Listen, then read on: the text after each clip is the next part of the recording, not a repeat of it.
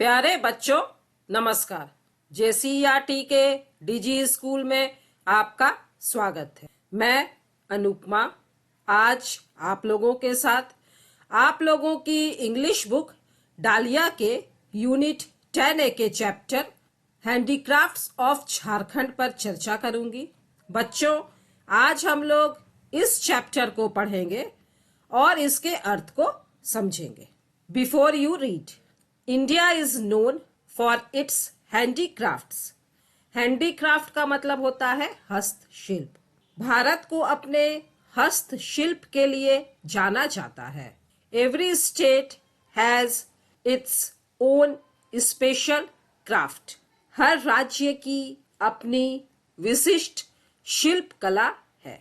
Along with ornaments, आभूषणों के साथ साथ क्राफ्ट्समैन मतलब कारीगर, make simple things of daily use. प्रतिदिन इस्तेमाल में लाई जाने वाली साधारण वस्तुओं का निर्माण भी करते हैं। मतलब जो कारीगर है वे आभूषण तो बनाते ही हैं, साथ ही हमारे दैनिक उपयोग की वस्तुएं भी बनाते हैं। बट इट्स रियली सैड, लेकिन यह सचमुच दुख की बात है, that many crafts are now on the verge मतलब सीमा या कगार। कई कलाएं आज दम तोड़ रही हैं या दम तोड़ने के कगार पर हैं। Because machine made things are replacing handicrafts. Replace करना मतलब होता है उसकी जगह ले लेना या उसकी जगह पर आ जाना, क्योंकि मशीन से बनी वस्तुएं हस्तशिल्प का स्थान लेती जा रही हैं। बच्चों, आप लोग जानते हैं आजकल सारी वस्तुएं मशीन से बनने लगी हैं और मशीन से बनने वाली वस्तुएं सस्ती होती हैं, जबकि कारीगर अपने हाथ से वस्तुओं को बनाते हैं तो वे वस्तुएं महंगी होती हैं। इसीलिए आज सभी वस्तुएं मशीन से बनने लगी हैं और अब कारीगरों की बनाई वस्तुएं बाजार में उतनी नहीं बिकती हैं और इसीलिए अब कारीगरों ने वस्तुओं को बनाना छोड़ दिया है और दूसरे धंधे में लग गए हैं। तो इसीलिए यहाँ पर लिखा गया है many crafts are now on the verge. बहुत सारी कलाएं अब दम तोड़ रही हैं, मतलब मृत प्रायसी हो गई हैं, क्योंकि जो उनके कारीगर थे वे उन्हें नहीं बनाते हैं, उन्हें बनाना लगभग भूल चुके हैं। लेट अस विजिट, आइए हम यात्रा करते हैं। A remote village of Jharkhand. Remote का मतलब होता है सुदूर। तो आइए हम झारखंड के एक सुदूर गांव की यात्रा करते हैं and find out more about the life of craftsman there. और वहां के कारीगरों के जीवन के बारे में और अधिक जानने की कोशिश करते हैं। बच्चों, यहाँ पर आप लोग झारखंड का मानचित्र देख रहे हैं। तो आज इस चैप्टर में हम लोग झारखंड के हैंडीक्राफ्ट के बारे में पढ़ेंगे। झारखंड की अपनी कौन कौन सी विशिष्ट शिल्प कला है। Jonha village lies by the side of a beautiful waterfall in the middle of A dense forest. Waterfall का मतलब होता है झरना और डेंस फॉरेस्ट मतलब घना जंगल। तो जोन्हा गांव एक घने जंगल के बीच में एक सुंदर झरने के पास स्थित है। This village is about 40 kilometres away from Ranchi, the capital of Jharkhand. यह गांव झारखंड की राजधानी रांची से लगभग 40 किलोमीटर दूर है। बच्चों, आप लोग यहाँ पर देख रहे हैं झारखंड के मैप में यह रांची दिख रहा है और यह झारखंड का कैपिटल भी है। तो झारखंड के कैपिटल रांची से जोन्हा गांव लगभग 40 किलोमीटर दूर है। Last December I eventually got a chance to visit the place with my family. Eventually का मतलब होता है अंततः या आखिरकार। तो इसमें राइटर कहते हैं कि मुझे पिछले दिसंबर महीने में आखिरकार अपने परिवार के साथ इस स्थान की यात्रा करने का मौका मिल ही गया। राइटर जो है वे अपने परिवार के साथ जोन्हा वाटरफॉल और साथ ही जोन्हा विलेज भी गए थे। पिछले दिसंबर के महीने में। The connecting road to Jonha, connecting road मतलब कि जोन्हा तक जाने वाली सड़क या जोन्हा गांव को जोड़ने वाली सड़क, is a little narrow, narrow का मतलब संकरी या संकीर्ण। तो राइटर कहते हैं कि जोन्हा गांव का रास्ता थोड़ा संकरा है, but we started from our hotel a little before sunrise, लेकिन हम सूर्योदय से थोड़ा पहले ही अपने होटल से निकल गए। एंड लकीली, लकीली मतलब भाग्यवश, our car did not put us into any trouble, और भाग्यवश हमारी कार ने हमें किसी परेशानी में नहीं डाला। मतलब लेखक अपने परिवार के साथ सूर्योदय के पहले ही जोन्हा गांव जाने के लिए निकल गए और आराम से पहुंच गए। The hotel manager informed us that there was a hospice tourist rest house which has Lord Gautam Buddha's temple in it. Hospice का मतलब होता है विश्राम गृह या धर्मशाला। तो होटल के मैनेजर ने मुझे बताया था, मतलब राइटर को बताया था, कि वहाँ पर्यटकों के लिए, मतलब जो वहाँ घूमने जाते हैं उनके लिए एक विश्राम गृह है जिसमें भगवान गौतम बुद्ध का एक मंदिर है। ऑन आवर वे मतलब रास्ते में, we saw some typical village sites, typical village sites का मतलब ठेठ ग्रामीण नजारा। हमने रास्ते में कई ठेठ ग्रामीण दृश्य देखे। तो कौन कौन से दृश्य? एक कॉक क्रोइंग, बांग देता हुआ एक मुर्गा, मतलब एक मुर्गा बांग दे रहा था।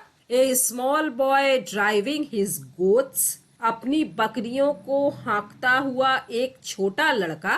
ए women stepping down a stone well with an aluminium pot on her head, aluminium के घड़े को सिर पर रखकर पत्थर के कुएं की सीढ़ियों से उतरती एक औरत। And a farmer walking towards his field with A plough on his soldiers, plough का मतलब होता है हल, और अपने खेत की तरफ जाता एक किसान अपने कंधे पर हल लिए हुए।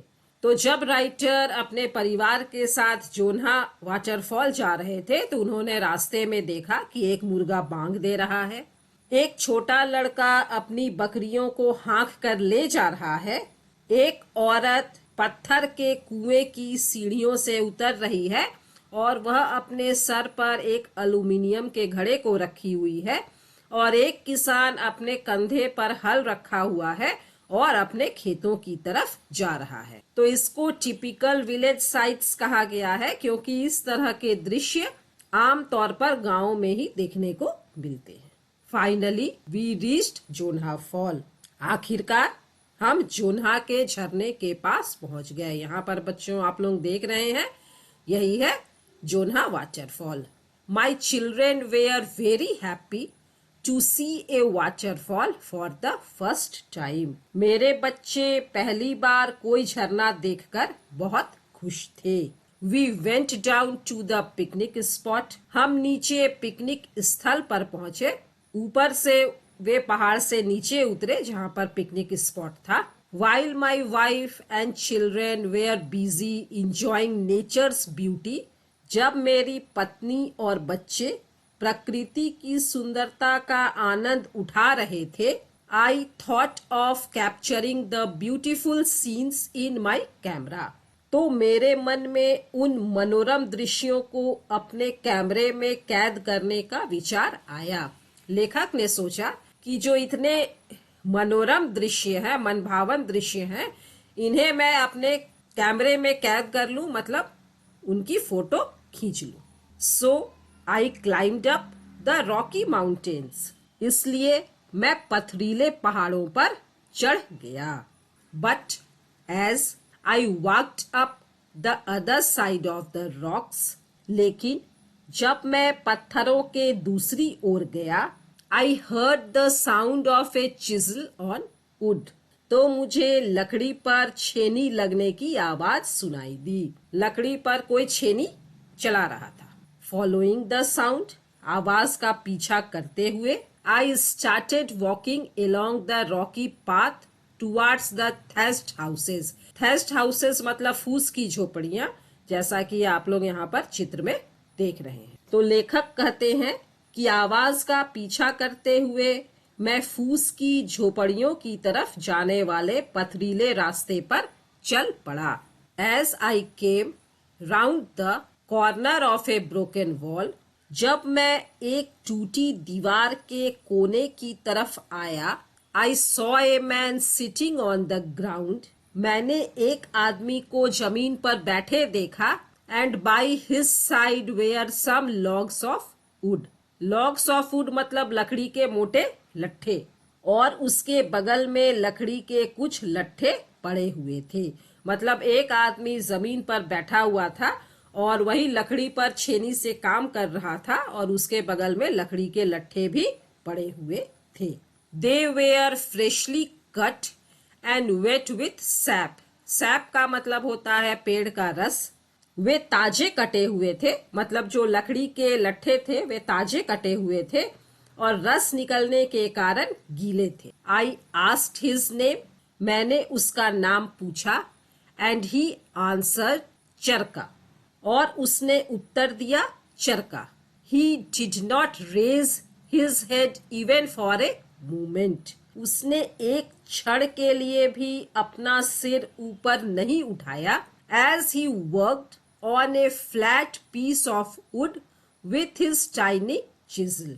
Chisel मतलब छेनी बच्चों, क्योंकि वह एक समतल लकड़ी पर अपनी छोटी सी छेनी से काम कर रहा था। मतलब वह जो आदमी था जिसका नाम था चरखा, वह छेनी से काम कर रहा था, जैसा कि आप लोग यहाँ देख रहे हैं, और इसलिए उसने एक क्षण के लिए भी अपना सिर ऊपर नहीं उठाया।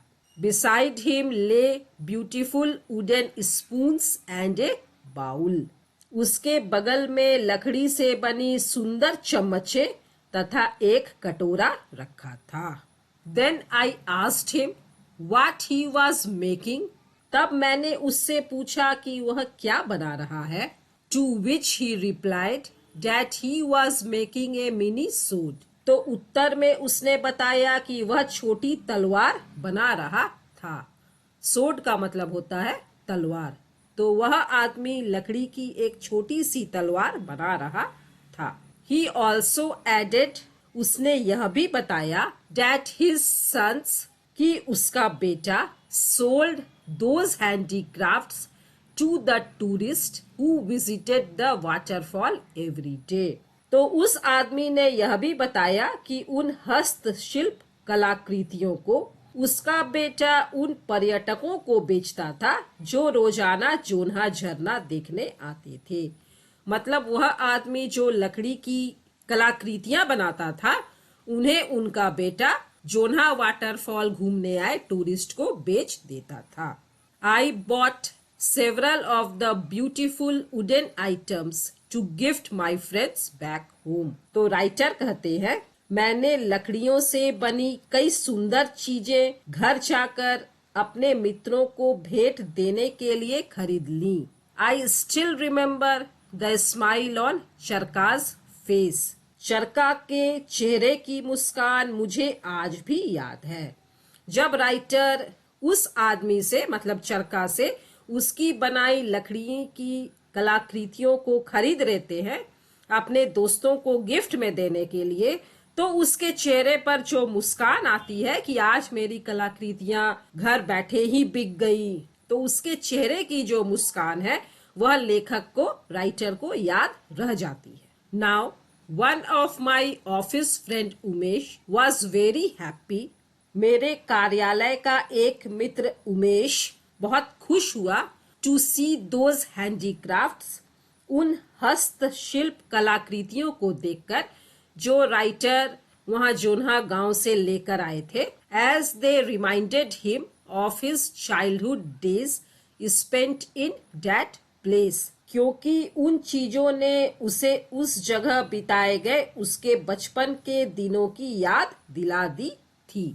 चाइल्डहुड डेज मतलब बचपन के दिनों की याद। He also gave me interesting information about some of the dying handicrafts of Jharkhand. Dying handicrafts मतलब विलुप्त होती हस्तशिल्प कलाएं।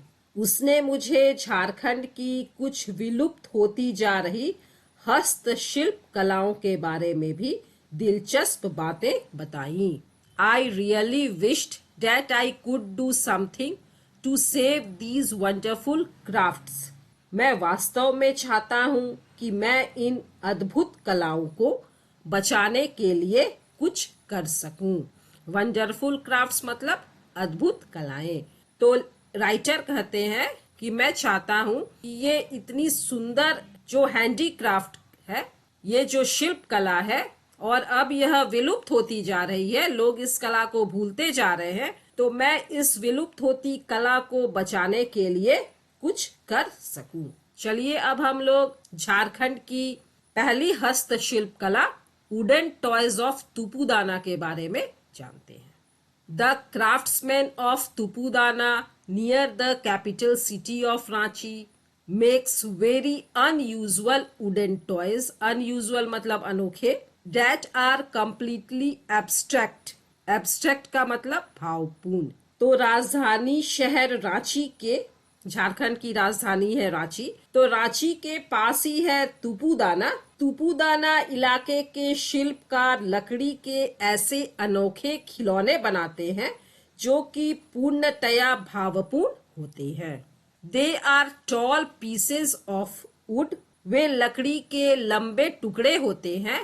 Painted to look like human figures, जो मानव आकृतियों जैसा दिखाई देते हैं, मतलब उन्हें इस तरह से पेंट किया जाता है कि वे मानव आकृतियों जैसे दिखाई देने लगते हैं। With angular lines but no separate limbs. Limbs मतलब अंग। तो तुपुदाना में जो लकड़ी के बने हुए खिलौने होते हैं, वे लकड़ी के पेंट किए हुए लंबे टुकड़े होते हैं जो मानव आकृतियों जैसे दिखाई देते हैं, परंतु उनके अंग अलग से बनाने की बजाय कोणीय रेखाओं द्वारा स्पष्ट किए जाते हैं। मतलब उनके जो अंग है, हाथ पैर आदि अलग से नहीं बनाए जाते, बल्कि रेखाएं बनाकर ही उनको दिखलाया जाता है। Hands are indicated only by painting lines on body. हाथों को भी शरीर पर पेंट द्वारा बनाई गई रेखाओं से दर्शाया जाता है। जैसा कि आप लोग यहाँ पर देख रहे हैं, इस तरह के लकड़ी के खिलौने तुपुदाना में बनते हैं। तो बच्चों, यह था झारखंड का एक हस्तशिल्प तुपुदाना के लकड़ी के खिलौने। बाकी इसी तरह के और हस्तशिल्प कलाओं के बारे में भी हम लोग इस चैप्टर के अगले वीडियो में जानेंगे। तब तक स्वस्थ रहिए, सुरक्षित रहिए, पढ़ते रहिए। Thank you.